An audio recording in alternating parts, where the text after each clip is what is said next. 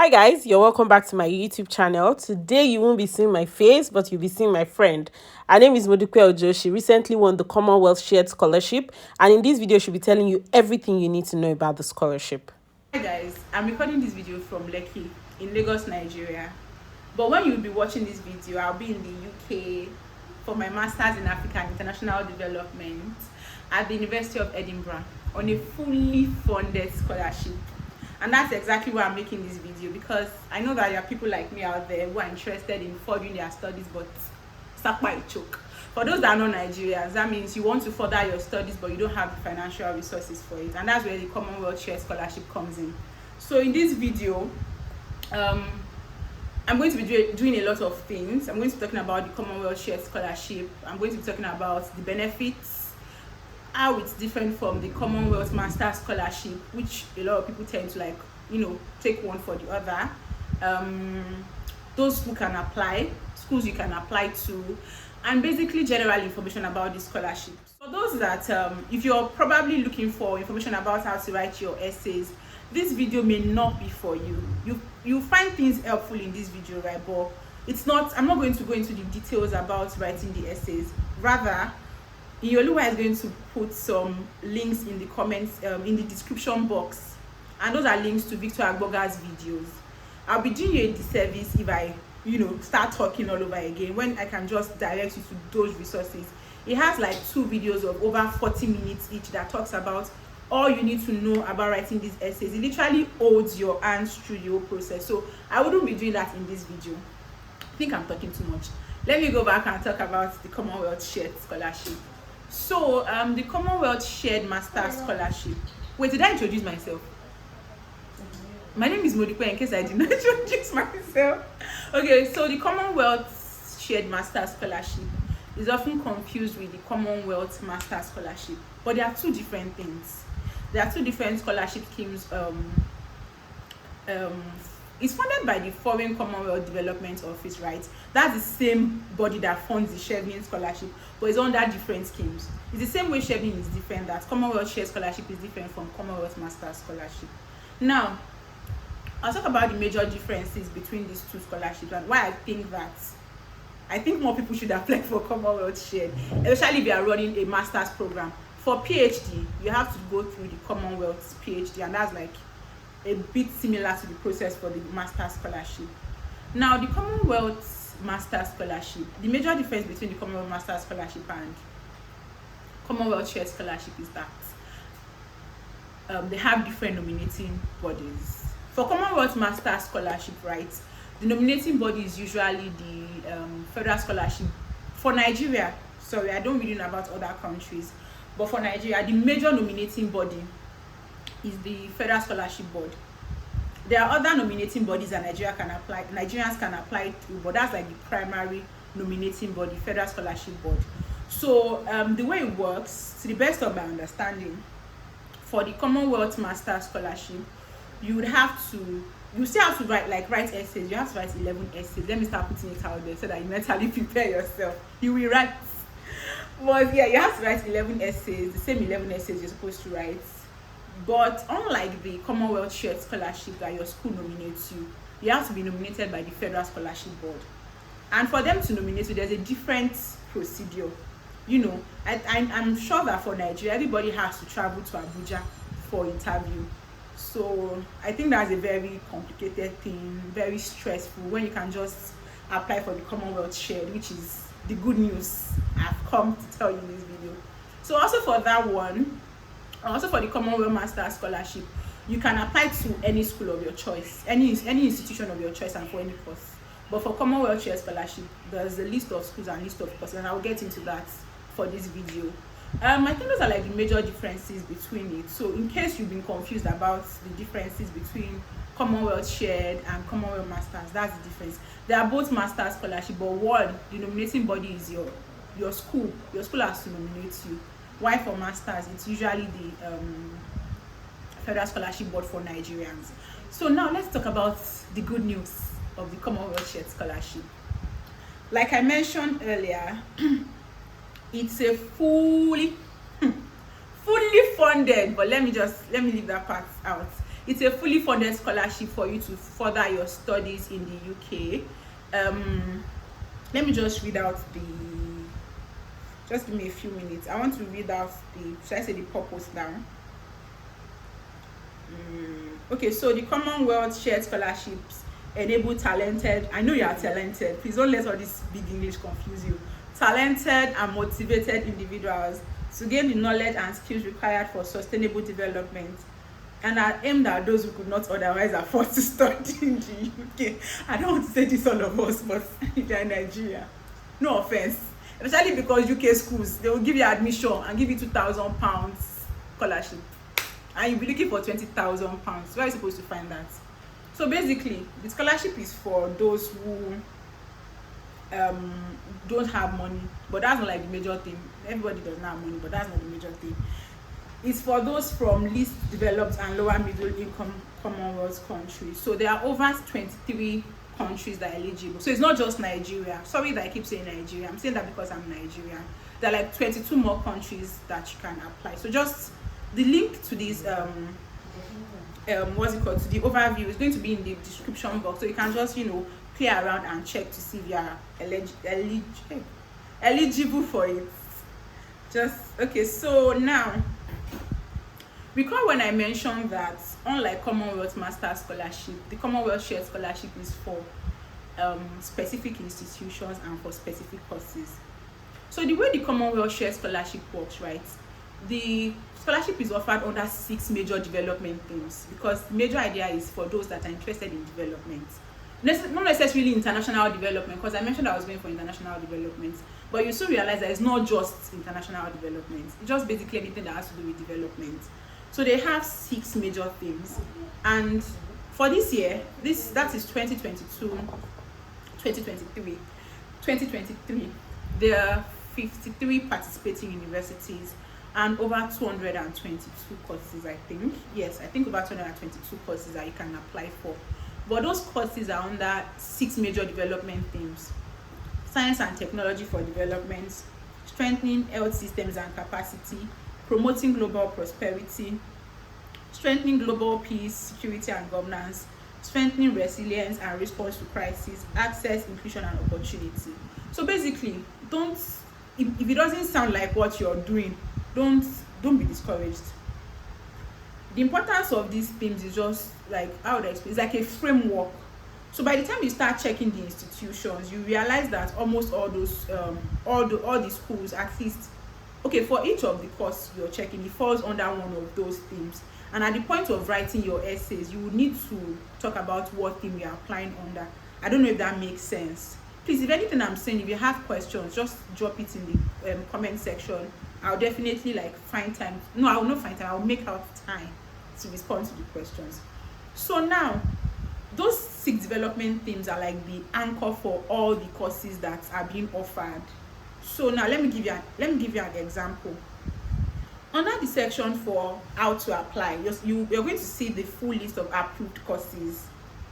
Okay, let me go back to the participating universities first, so that you know that if you want to go to Cambridge, like my friend, if you want to go to Oxford, if you want to come to Edinburgh in Scotland, if you want to go to oh my god, I know schools, but just if you want to go to different schools in the UK, what's wrong with my network? So I'm trying to look at the participating universities just to give you an idea of, network is bad. See, I'm still in Nigeria. By the time I get to the UK, no network problem.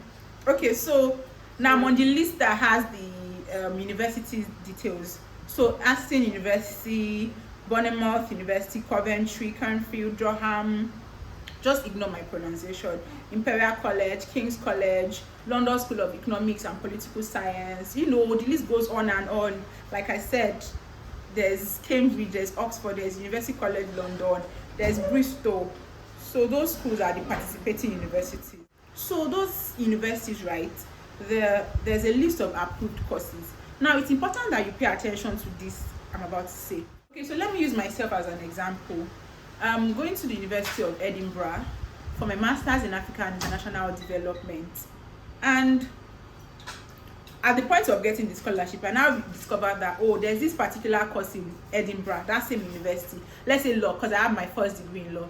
Let's say I come and say, oh, I want to do like let's say for instance LLM in commercial law. I've seen something that I want to do. It's not possible. That scholarship is only tenable for that particular course, because during this period, I think, I don't know, at a period of time, universities in the UK also have to bid to the Commonwealth Scholarship Commission, and that's where the concept of Commonwealth Shared comes in. So your scholarship is being funded by your university and Commonwealth Scholarship Commission for that particular course. So when you get the scholarship, it's just for that particular course. I don't know if you understand. You can't use it for something else. That is why that's why where the shared comes, because I think I saw on Twitter some weeks back, where someone was asking that, oh, if it's shared, who pays the remaining money? It's not you paying the money. You're not paying anything. You're just carrying your bag. Even if you don't have bag, when you get there, you buy bag. But you're just taking your things and going to the UK to study. Your school is going to be paying your living stipend, while Commonwealth will be paying your tuition. So that's the concept of share. Let's talk about those that can apply, because I know this is very important. I've been talking about how I'm not gotten to the good part actually, but let me talk about those that can apply. I've talked about 23 eligible countries, right? So the next thing is who can apply. If you're Nigerian, you can apply. You're permanently resident in Nigeria, you can apply, or any eligible Commonwealth country. So if you're not Nigerian and you're watching this video, just go to the list. The link is going to be in the description box. The link for everything is going to be in the description box. So okay, hold a first degree of at least second class, so that's like 2-1 or a first class, or a lower second class degree and a relevant postgraduate qualification. Now, so this means that if you have a 2-2, you can still apply, but in addition to your 2-2, you need to have a relevant postgraduate qualification, which is usually a master's. It's not stated on this page, right, but it's stated on the master's, on the Commonwealth Masters, and I think I want to believe that it's the same thing. They usually would not sponsor a second master's, but if you give them solid reason, they would sponsor it. So if you already have a 2-2 and you have like a master's from a Nigerian university, please recall that if you've studied in, okay, let me explain something to you. I'm saying this for 2-2 people. Sorry, I don't mean to say 2-2 people. I'm not discriminating, but I hope you get my point. The one for first class and 2-1 is very straightforward, but you can get a bit confused for these 2-2. Especially because they said it has to be like a relevant postgraduate qualification or master's. If your master's was not in Nigeria, you cannot apply, because there's another requirement that says that you must not have studied or worked for 1 academic year or more in a high-income country, except the country, I don't know what qualifies as high-income country, but usually if you studied in the UK, for instance, you cannot say you want to apply for this scholarship. If your first degree, so let me go back in time and say, if your first degree is in the UK, sorry, this scholarship is not for you. You are not one of us. You're not broke. Okay, we are not broke, sha, but you get the point. So if you've studied outside the country, especially in UK, US, I don't know if Cyprus is high income. You can go and Google that. But you get the point. So that's that about that. So if you have a 2-2, you can apply, but make sure you have relevant postgraduates. They said usually a master's, but you can have something else that is very solid. All these things usually on a case-by-case basis. Now, another thing is that let me just mention at this point that at the point of application, you see something about publications. Please don't let it discourage you. I'm making this video particularly because I wish I had this video when I was applying. So I'm trying to make sure that all the things that can discourage you from applying that you would see on the website, I'm talking about them now. There's requirements for publications, but it's not compulsory. So if you don't have any publications, when I applied, I used to write on LinkedIn, but it doesn't count as a publication because I did not upload any publication. So don't let that discourage you. If you don't have a publication, you can still apply for this scholarship. So yeah, that's that about that. Like I mentioned, you can apply if you have a 2-2. Another thing that's about the eligibility criteria. The next important thing, the next important and probably the most important thing is the value, what it covers. I've been shouting fully funded scholarship. Is it really fully funded? I'm just making mouth. I'm not making mouth, guys. It is fully funded, like full full. From when you're in Nigeria, when you're applying for your visa, they would have started, making your life easier. The Commonwealth Shared Scholarship is a fully funded scholarship. When you start applying for your visa, you're going to do your TB test. When you get to the UK, you should ask for reimbursement because it's your money, obviously.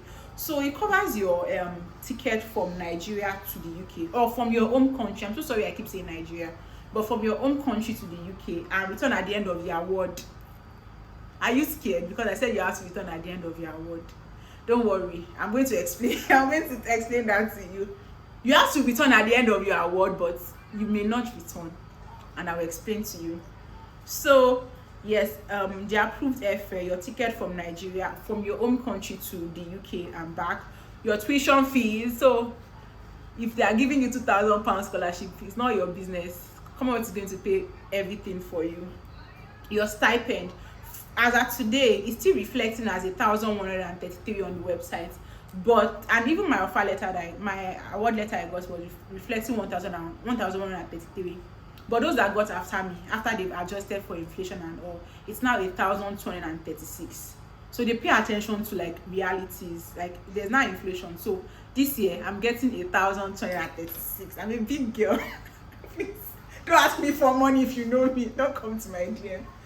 Okay, so warm clothing allowance, guys, are you listening? Warm clothing allowance. So they are saying that even if you don't have money to buy clothes, come there, they will give you money for clothes. Guys, what are you waiting for? You need to apply for this scholarship. So study travel grant towards the cost of study related travel. I don't know how this works. When I get there, I'll understand how it works. And for those that are widowed, if you are widowed, if you are divorced, or if you're a single parent, don't go and kill your husband, dears.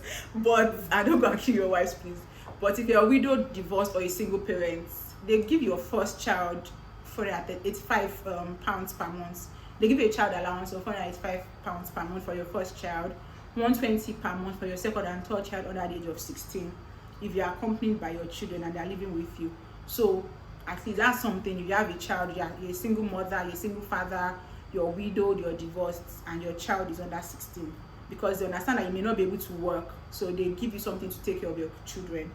And if you have any disability or the other, they also assess your needs and you're eligible for additional financial support. So if you have any, honestly, let me not go into details, but you understand, at the point of accepting your award, they will send you a disability form that you would fill. So I think if you fill it, then they would give you additional money just to make sure that your life is easy.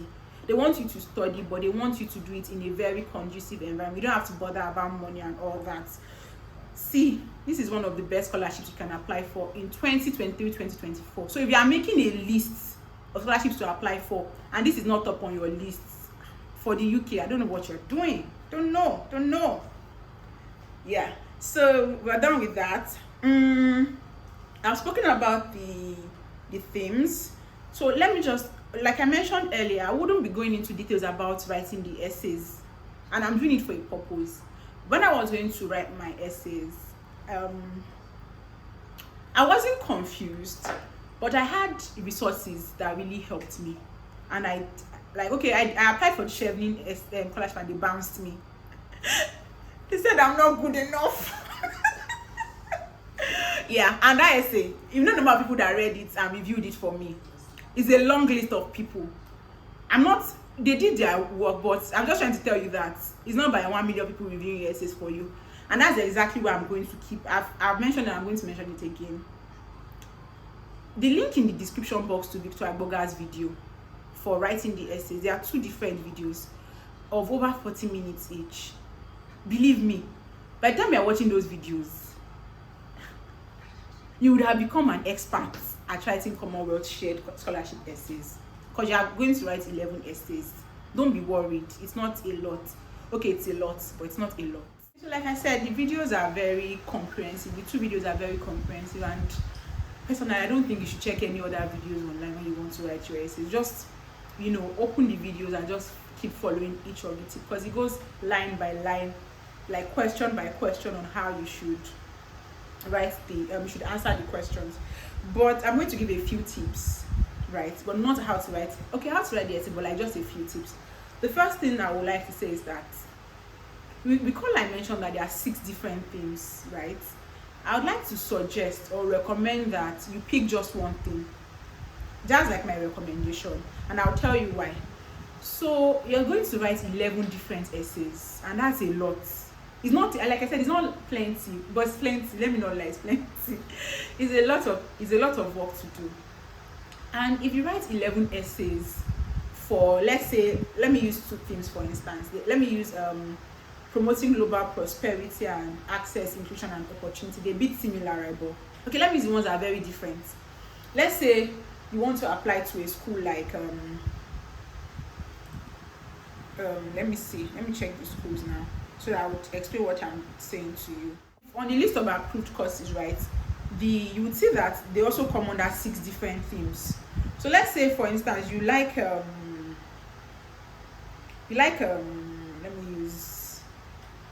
let me use water sanitation for development in Cranfield University. You're supposed to write 11 essays, and then you go to promoting global prosperity and you're writing like another 11 essays for MSc environmental business management at Bangor University. It's going to be a lot of work for you. If you can do the work, by all means. But if you're someone that you want to be strategic like me, I applied to just 2 schools, University of Edinburgh and University of Glasgow. Glasgow said they don't like me, and it's their loss, by the way. So I applied to 2 schools under one thing, that's promoting global prosperity. And it was easy for me to edit my essay because it was under the same thing. Because at the point of writing your essays, you're meant to, talk about sustainable development goals, how the course you're applying for relates to that your development theme. Because I said there are 6 development themes. So if you're writing across 6 development themes, there's a lot of work to do. But if you're just doing one theme and you're applying to and that's a good thing, you can apply to as many schools as possible. We have a page and someone there said you apply to maybe 18 schools or so. That's a lot of work to do.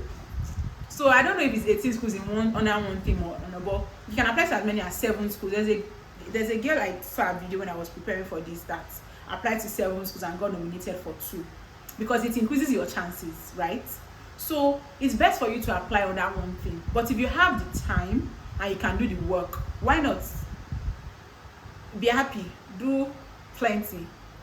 I'm rooting for you. But if you want to be strategic, I think you should apply for like multiple institutions under one thing, so that you can use your essays, because you can easily tailor. What you probably be changing would be, for instance, you get asked questions like, what's your plan of study, for instance. So the courses are different from one school to the other. So if a school has, maybe if you are going to a school because the school has internship opportunity, and the other school, you are going to that school because that school has maybe a strong alumni body, for instance, you can easily tweak your essays. So that's why it's best to apply to schools on that one thing. But that's just my recommendation. Like I said, I'm saying it because you should not go and say it's me that gave you bad advice. I'm just recommending to you. So another thing, so that's what I already said about that. So let's talk about, I said there are 11 essays that you're supposed to write. I'm not going into details about this. I'm just giving you tips to write the essays. You need to familiarize yourself with the website of the school you're applying to, because you will need to make reference to some of the things. And I'm going to read one or two of my essays actually. Not everything, right? But I would read to you so that you can understand what I'm saying. Okay, let me finish what I want to say, then I'll read my essays, one or two of my essays to you. So you need to familiarize yourself with the school website, because you'll be making references to things from the website. So, and that's when you watch the video, like I said, that's one of the things you will see there. You want to know the SDGs, because at the point of applying, you'll be asked to, just give me a minute, I remembered something and I want to take note of it before I forget so that I can talk about it.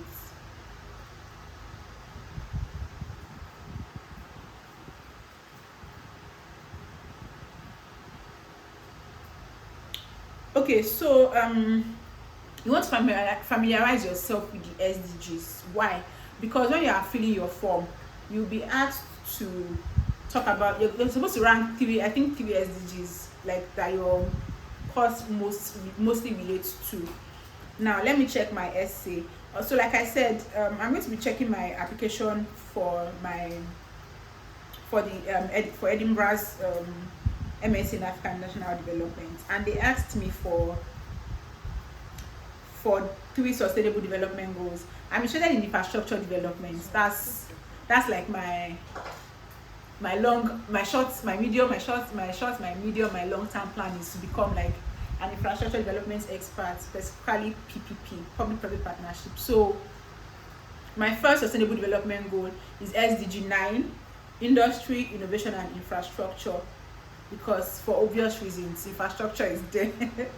The second one is decent work and economic growth. That's SDG 8. And why did I pick this? Because at the root of every, okay, I'm already talking about how to write the essays, but well, it's necessary. Let me just explain why I picked it as one of my goals. At the root of every solid economic growth is solid infrastructure development. Like a lot of the things that, a lot of the issues we have in Nigeria now, if we had like solid infrastructure in place, we will be several steps ahead. So that's why this is one of the SDGs that are closely related to. Then there's climate action. At the point of writing this essay, I discovered that over 70% of greenhouse gas emissions come from infrastructure. So, and that's like related to climate action. That's why I picked it. So I feel like you should understand what I'm trying to say. So it's important that you know the SDGs as well. So that's that. Familiarize yourself with school website, know the SDGs, write first then edit later, because you can get discouraged if you are writing and it's not making sense. Like I said, please, the video, when I was writing, I opened the video on my phone. I was typing on my laptop. So be watching the video, don't rush. There's a challenge called don't rush, but I digress.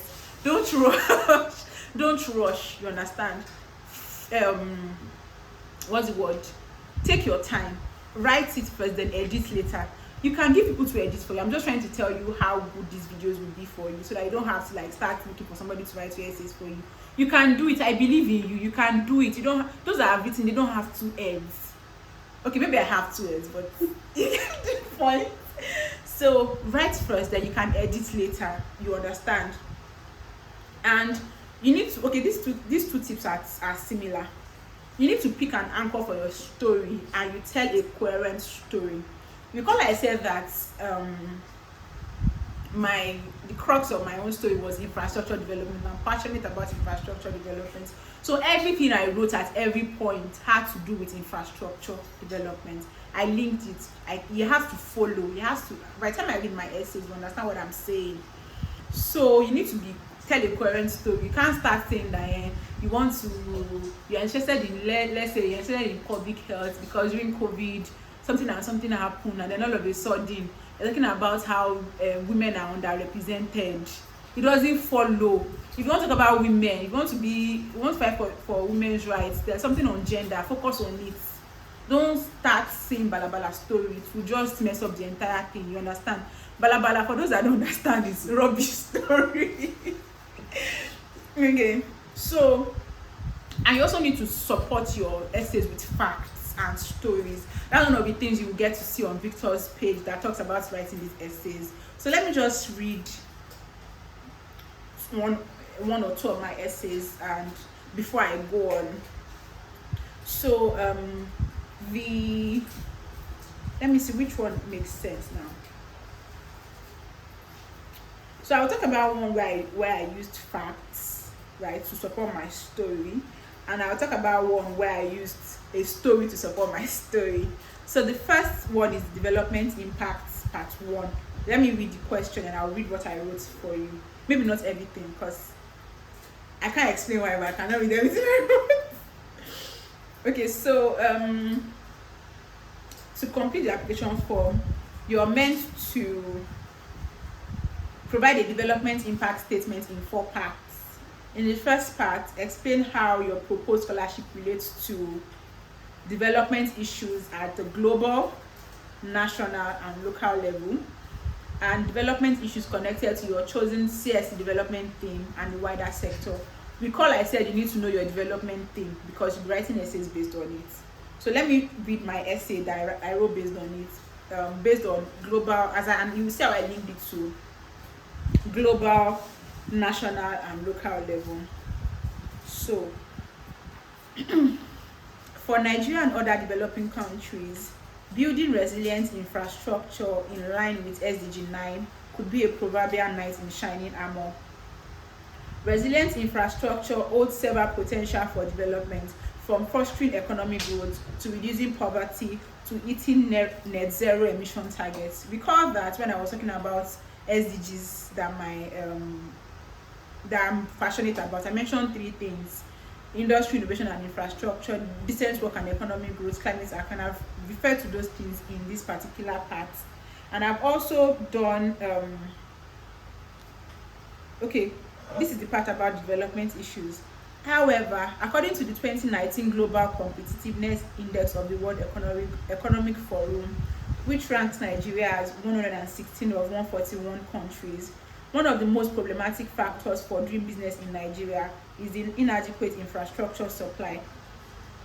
This inadequacy results from different factors, such as disabling policies that impede government's ability to mobilize and allocate revenue for infrastructure development.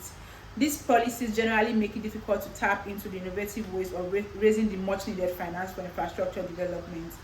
Another issue is public sector opposition to private sector participation in infrastructure development. I want to address these issues through working on enabling infrastructure policies and improving public acceptance of private sector involvement in infrastructure development. You see, I've been shouting infrastructure development. It's not because I like repeating myself, but because that's what I want to talk about, and that's what is connected to my theme of promoting global prosperity. I don't know if you understand what I'm saying. I'm trying to link it. I'm hammering on that fact. So I said that my proposed scholarship in MSc Africa and International Development will equip me with the requisite knowledge and skills to address these issues. Through this, I will contribute to building resilient infrastructure that improves Nigeria's economy, aligning with the CSC theme on promoting global prosperity.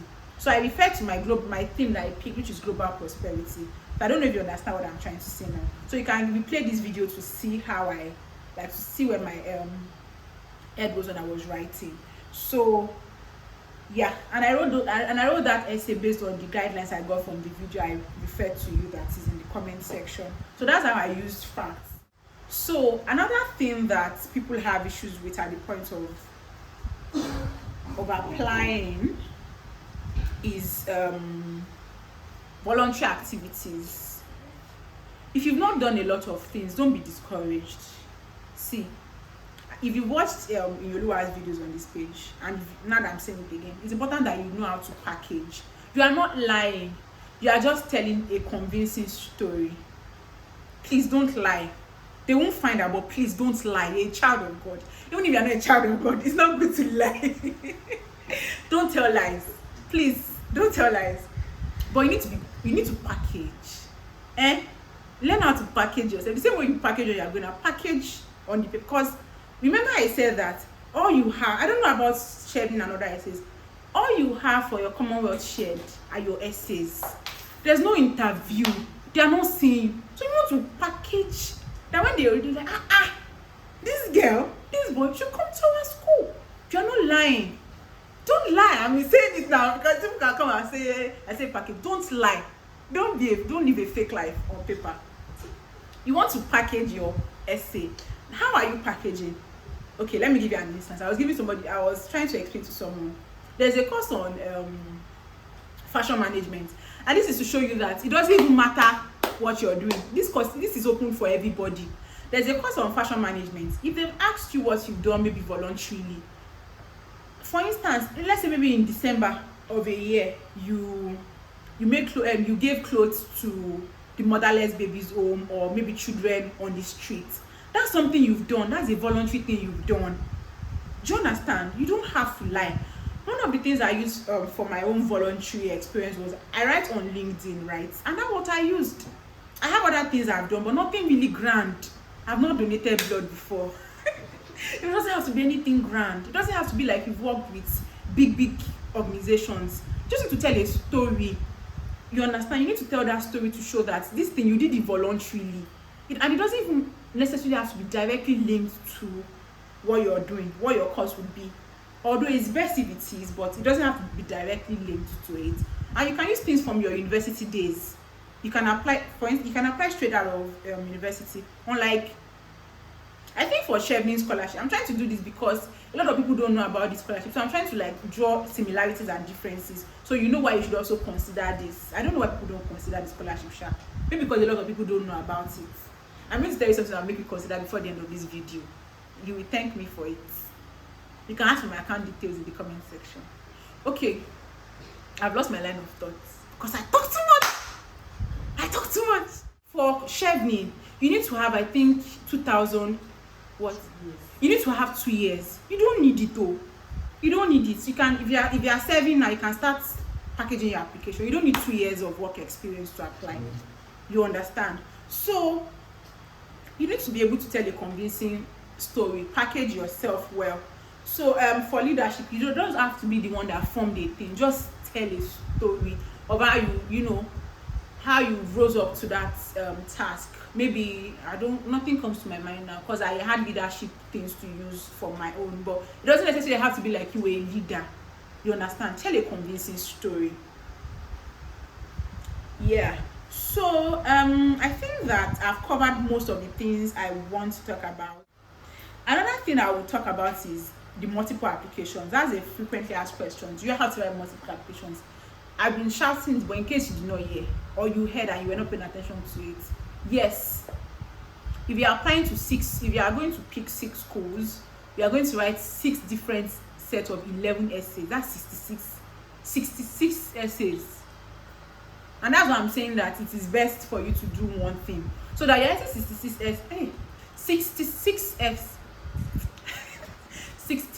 essays, but you are just picking a few things. If I had read my second essay for you, I realized it was the same thing. The only thing I changed was the last paragraph where I made reference to my MS in African International Development. The other one was global economy. So that's it. Another thing I would like to talk about is the schools. Universities in UK, they will give you admission. I have first class from school, but that's not why I got admission. There are people that don't have first class that have admission, and this scholarship is not just for first class people. That's why I did not talk about first class in this morning, so that you not think you don't need to have a first class, but if you have a 2-2, recall what I mentioned about the additional requirements you need to have. Okay, another thing is, I think before, right, because I watched a video and then the lady was trying to explain to you that you should have admission. You don't need to have your admission before you apply. This is extremely important because Commonwealth Shared Scholarship, I don't know for this year, but last year was just for 1 month. It opened in November and it closed on the 20th of December. I remember very, very well.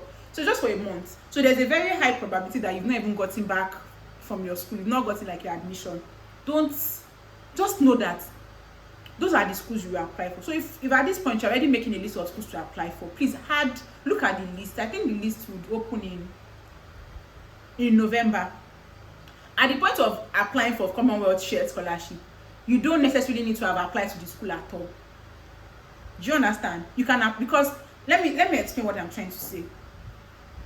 Some schools that got the Commonwealth Shared Scholarship slot for this year may not get it for next year. I don't know, but that's what I believe, because like I said, it's a bidding process. So if you go and apply to a school this year with the hope that they would be on the list for next year and they are not there, you've entered one chance. I don't want to enter one chance to the UK, because like I said, they will give you £2,000, they will not give you the full thing. So the best thing for you would be to, when the scholarship opens, usually in November, or last year was in November, but just be on the lookout for it. When the scholarship opens, one thing you should do would be to go to the website, look at the themes. If you're a doctor, for instance, you already know that yours will be something related to health. If you're a lawyer, you can do something related to global prosperity, access to opportunities. If you're an entrepreneur, global prosperity. Just go through the list of schools. Make a list of the schools you want to apply to. Look at their entry requirements. The school I applied to, Glasgow did not have application fee. Edinburgh had application fee. So a lot of schools in the UK don't have application fee. So you need to look at their entry requirements and see if you meet it. If you meet it, just keep the schools on one side. Then apply for the Commonwealth Shared Scholarship essay scholarship. Then you now when you now close, you can now apply to the schools. More often than not, they will give you the admission. UK, they are not stingy with admission. They want you to come and study, but they will not give you the money. And you CSC will give you the money. So it's like, you are balancing it out. So apply. You understand? And one other reason, because I'm rounding up now, one other reason why you should apply for multiple schools. The devil is a liar. There's a particular course that was on the list at the point that they opened application, and for some very interesting reasons, recently I realized that course is not running for this year. So do you know what would have happened if you had applied to just that one school? The scholarship is like this, the course itself in that school is not running for the year at all. So that means if that's what you applied for, that's your only option, you'll be looking at me like this. So please apply to as multiple schools as possible. Now the most important thing, why I feel like I'm doing an advocacy for Commonwealth over Sharing. Yes, please. This is one thing that if you're someone like me, that you have plans of furthering your studies, I like book, I can't lie. But if you have plans of furthering your studies, if you want to further your studies up to a PhD level in the UK, in the US, or in Canada, or any other country, I think you should consider the Commonwealth Shared Scholarship. And I'll tell you why. Even though they expect you to come back to your country after a year, after your program, you can literally travel back to the UK the next day to start your PhD. Check LinkedIn, you see people that have come to Nigeria and then they've not even come to Nigeria, they've gone to the US to continue their PhD. They've stayed back in the UK to continue their PhD. If you want to stay back in the UK to continue your PhD, Commonwealth would allow you, but I think they have to give you like a no objection letter or something like that. So if you have plans of still furthering your education and you feel like maybe staying for 2 years or something, like Sharing that requires you to stay for 2 years, because let's be very realistic, for education, because you're not getting paid for it, you might be discouraged. I, for one, if I don't read now, if I finish my master's and I don't do my PhD immediately, I like money, I might be, but if you have plans of furthering your studies up to PhD level and you want to do it immediately so that that you are done with school for now, then the Commonwealth Shared is a good option for you. But even if I think that people, I don't know about the working partner, I think that it's the same thing, but I'm not familiar with that. I think you can go back to work, I'm not sure, but they expect you to come back to develop your country, by the way, so it's not like you're running away. But if you know that you're interested in your PhD immediately after your master's, then you should give it a thorough consideration and apply for the Commonwealth Shared Scholarship. So I've spoken a lot. I hope my hair is still intact, my makeup is still intact. What happened? Okay, so I hope that this video has been very what's the word now? I hope it does not put panic in your mind. It's not even a right English. It's not even a right English, but you get my point. I hope you are more gingered to apply for the Commonwealth Shared Scholarship this year, because education is important. They did not say me to do this one, but I want to really do it. Education is extremely important. It gives you opportunities, it opens doors for you, it makes you well respected in society. So if you're still in the university, let me add that, please make a first pass. I'm always saying this thing. This scholarship is not only for first class people, but you don't have to start cracking your head. Do I need to have additional qualification and all? You're just like, everybody will take you, a first class citizen. Those that don't have first class, please, I'm not speaking in love. I'm just trying to talk to those that are undergraduates, or if you have undergraduates that you want to ginger. So I think I've come to the end of this YouTube video. If you like my makeup, patronize me. I'm joking, I'm not a makeup artist. And I really wish you all the best. I would end with a prayer that by God's grace, you're going to find favor on this journey. Because beyond all this English I've been speaking since morning, the favor of God makes all the difference. So please be prayerful as well. Pray to God, ask him to guide your steps, make you meet people that would help you at every point in time. And when you come to the UK, look for me and give me food, because I'm sure I will need a lot of food when I get there. Bye guys.